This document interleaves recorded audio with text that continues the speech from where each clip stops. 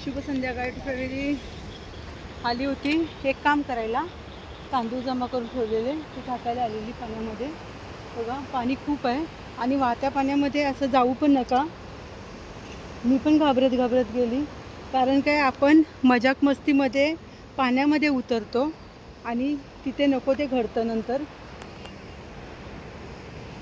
काळा वेळाचा विचार नाही करत आपण. पाऊस जास्त असला तर अशा मोठ्या मोठ्या नदींच्या बाजूला, झऱ्यांच्या बाजूला जायचं नसतं. बघा माझं भरपूर दिवसा 1 महिन्यापासून माझं काम होतं, म्हणून मी नदीवरती आलेली आज. शुभ संध्याकाळ. चला बाय बाय, टाटा. काही लोक मजाक मस्तीमध्ये पाण्यामध्ये उतरतात आणि होत्याचं नव्हतं होऊन जातं आणि छोट्या छोट्या मुलांचा सुद्धा जीव धोक्यामध्ये घेतात. असं करू नका बाबांनो. जास्त पाणी असेल तिथे जाऊ नका प्लीज.